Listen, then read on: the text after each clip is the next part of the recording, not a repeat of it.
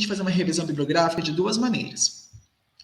Uma maneira é a gente não procurar outras fontes. Você simplesmente escreve o que você sabe. A outra maneira é você ir atrás dessas outras fontes e, a partir do que as outras fontes estão falando, você escreve. 90% dos casos, quase 99%, essa é a segunda opção que a gente vai fazer. E nós precisamos citar essas pessoas que nós estamos investigando, essas pessoas que nós estamos lendo. Citar, citação. E vocês vão perceber que tem maneiras padronizadas de citar esses autores, essas autoras que vocês estão lendo. Tá? Quem preconiza isso para a gente é a ABNT, NBR, 10.520/2002, que fala só sobre citações. Inclusive, eu estimulo vocês a procurarem a norma, a lerem a norma. Tá? Não tem como a gente saber a norma inteira de cabo a rabo, não tem como. Tem muitos detalhezinhos, muitos detalhes. Vou trazer a essência da norma para vocês, mas detalhe ou outro, eu recomendo que vocês procurem a norma. Então, estou fazendo um TCC, você vai ter que citar, tá? Estou fazendo um estudo científico, um artigo, vai ter que citar. Existem dois tipos de citação. A gente vai ver esses dois tipos. O primeiro tipo, pessoal, é citação direta. E o que é uma citação direta? É isso aqui, ó. A gente escreve ipsiliteris, igualzinho está na fonte. Que a gente está pesquisando, a gente pega aquela frase e coloca no nosso trabalho. Por quê? Tem algumas frases, vamos supor que eu estou lendo um trabalho que a Suzy fez isso aqui, ó. Vamos supor que a Suzy fez um trabalho, e eu gostei muito. Tem uma frase dela naquele trabalho científico que é exatamente o que eu preciso falar. Se eu mudar qualquer coisinha, vai ficar ruim. Ou eu não consigo usar outras palavras que não as palavras da Suzy para deixar aquilo explicadinho exatamente do jeito que eu quero. Então, eu vou fazer uma citação direta. Eu vou pegar aquele trecho e vou usar ele exatamente do jeito que a Suzy escreveu no meu trabalho. Tá? E como que eu vou mostrar isso? Como que eu mostro que isso é uma citação direta que eu estou fazendo? Assim, ó. Tem dois jeitos. Temos a citação de até 3 linhas e citação com mais de 3 linhas. Quando eu copiar aquilo que eu estou vendo, aquela frase que eu estou lendo, que é perfeita do jeito que ela está, em até 3 linhas, tá? Você colocou lá no seu trabalho, deu no máximo 3 linhas, a citação ela vai ser assim, ó, entre aspas duplas, tá? Você faz, a gente já vai ver como é que a gente faz esse tipo de chamada, ó. Coloca o autor, coloca a data e coloca a página que você está tirando aquela transcrição. Eu já vou falar um pouco mais sobre isso. E daí você coloca, entre aspas, o trecho que você está escrevendo. Então, observa, ó. Coloquei entre aspas aquilo que eu estou querendo falar, tá? Quando for citação com mais de 3 linhas, a gente faz diferente. A gente não usa aspas. O que a gente faz? A gente recua o texto 4 centímetros a partir da borda esquerda. Ó, a gente pega assim, ó. Sabe lá no Word que tem aquela reguinha que está lá em cima? Tem tipo um triângulozinho que você consegue mexer para a direita e para a esquerda. A gente recua ele até 4 centímetros para dentro e a gente faz a cópia daquele trecho em uma letra menor do que a letra que a gente está escrevendo o texto. Então, por exemplo, você está fazendo um artigo e a letra é tamanho 12. Se for citação direta com mais de 3 linhas, você vai fazer esse recuo, escrever o trecho com a letra tamanho 10, por exemplo. Então, você diminui o tamanho da letra, recua e coloca lá a transcrição. Diferença, pessoal. Citação de até 3 linhas, usa aspas. Citação com mais de 3 linhas, não usa aspas. Você só recua, usa uma letra menor e escreve, mas você não coloca aspas. Tá? Essa é a diferença quando tem até 3 linhas ou mais de 3 linhas. Show? Bom, olha só, vamos passar aqui por alguns detalhes que são importantes. Quando a gente vai fazer uma citação direta, a gente sempre vai apresentar o último sobrenome do autor, da autora, da instituição, do corpo, do ente que está escrevendo. Em seguida, a gente vai colocar a data que aconteceu aquela publicação e nas citações diretas é obrigatório você colocar a página. Por quê? Vamos supor, ó, o Barbour, ele fez um livro lá em 1971. Nesse livro do Barbour, em 1971, na página 35, tem essa frase. Isso é importante, tá? Porque a pessoa que está lendo o seu trabalho, talvez ela queira ler o livro do Barbour a partir dessa descrição. Ela quer ver em qual contexto aquela descrição foi colocada dentro da obra do Barbour. Então, ela vai lá, nas referências bibliográficas, eu vou falar sobre isso também, vou pegar o livro do Barbu de 1971 é tal, a edição é tal, na página tal vai estar essa frase, ok? Então é sempre assim, citação direta, pessoal, tem que aparecer a página, tudo bem? Outro ponto, como eu havia dito, a gente sempre usa aspas duplas para fazer a citação direta. As aspas simples, observem, a gente usa para fazer uma citação dentro da citação. Então, ó, nesse trecho que eu copiei do Sá, ele tinha algo entre aspas nessa citação. Tá? Ele escreveu arte de conservação entre aspas lá no livro original que eu peguei.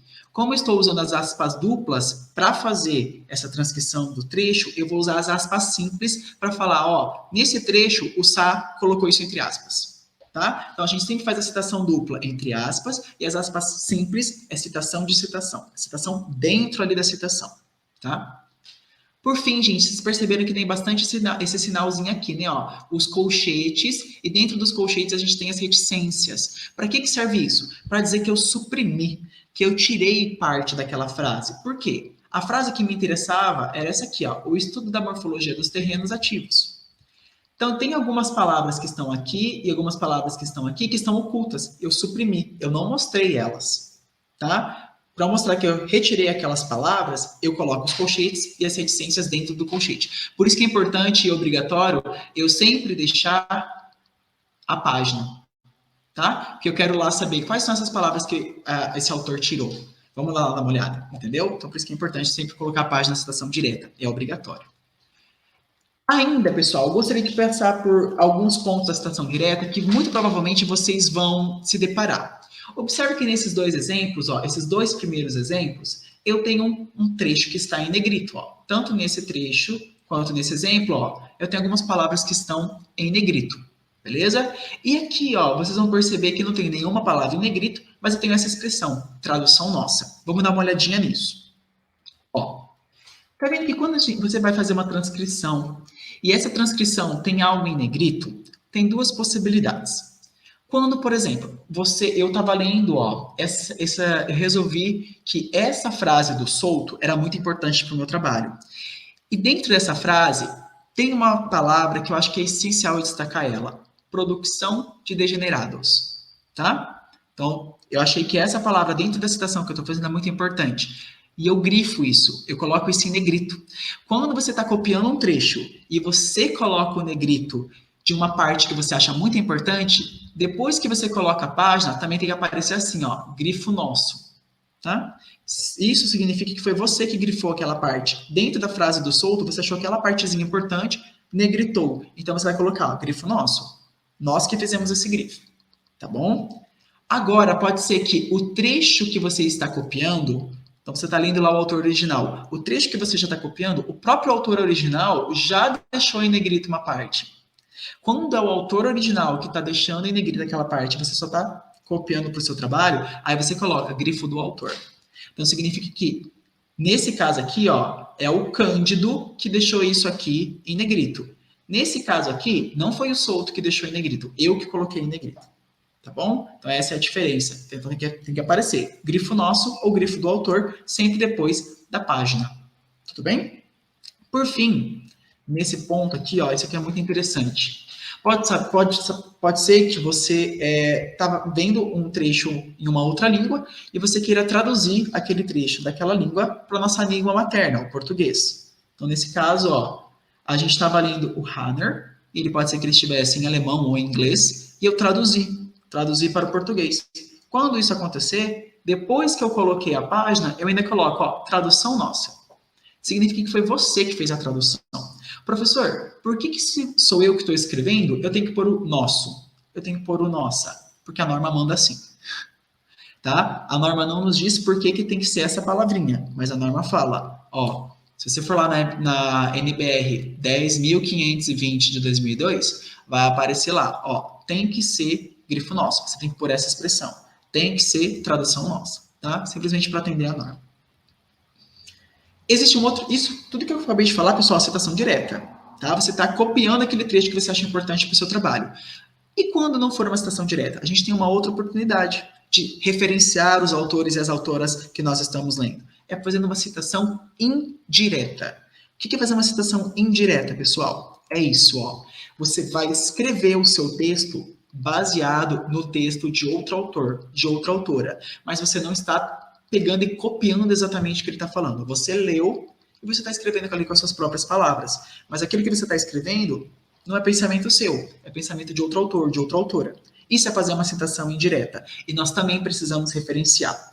Tá? Esse aqui é um exemplo do meu TCC, que eu li um pouco sobre topofilia. Tá? Topofilia, gente, é o nome que a gente dá, que esse autor que eu li, o Tuan, é um chinês, ele dá esse sentimento de apego que a gente tem aos lugares. Tá? Então, por exemplo, aqui em Maringá tem um antigo aeroporto. No antigo aeroporto aqui de Maringá, a gente tem uma pracinha, bem na frente. E as pessoas que moram ali perto têm muito apego àquele lugar.